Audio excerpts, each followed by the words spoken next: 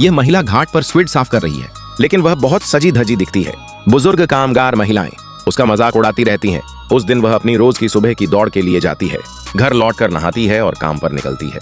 Lift में उसकी मुलाकात एक बुजुर्ग महिला से होती है।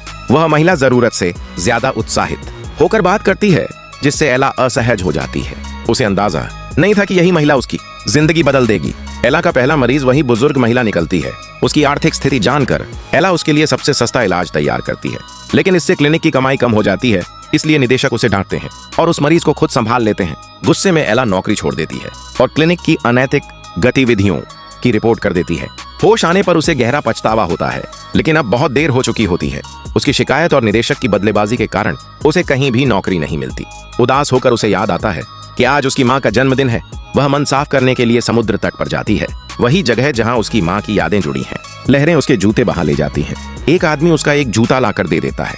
वह खुश होती है और उम्मीद करती है कि वह दूसरा जूता भी ढूंढने में मदद करेगा, लेकिन वह आदमी उसे अकृतज्ञ कहकर डांट देता है। उसके नंगे पैर देखकर वह उसे अपने चप्पल दे देता है। अब उसे मजबूरी में वहीं पहनकर वापस जाना पड़ता है। अचानक उसकी कार खराब हो जाती है और फोन में नेटवर्क भी नहीं होता। वह बाहर निकलकर मदद ढूंढने जाती है, लेकिन उसे बेचैनी महसूस होती है। इसलिए वह सड़क किनारे एक कैफे में जाकर कॉफी लेती है और वॉशरूम इस्तेमाल करती है। भुगतान करने पर उसका कार्ड रिजेक्ट हो जाता है और उसके पास नकद भी नहीं होता। दुकानदार उसे धोखेबाज समझ लेता है। तभी वही आदमी अंदर आता है जिसने उसे चप्पल दी थी। वह घबराकर उससे मदद लेने की कोशिश करती है। वह उससे कॉफी का पैसा उधार देने को कहती है। आदमी कुछ कहकर चला जाता है तो एला के पास उसके पीछे जाने के अलावा कोई विकल्प नहीं बचता। दोनों घाट पर पहुंचते हैं। एला यकीन नहीं कर पाती।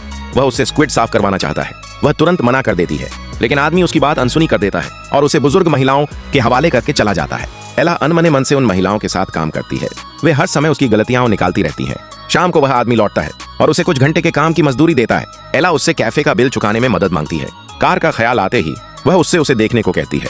जांच के बाद वह बताता है कि कार सिर्फ अगले दिन ही गैरेज में ठीक हो सकती है। कहीं और जाने की जगह न होने पर एला उसकी सलाह मान लेती है और रात एक स्नान घर में बिताती है।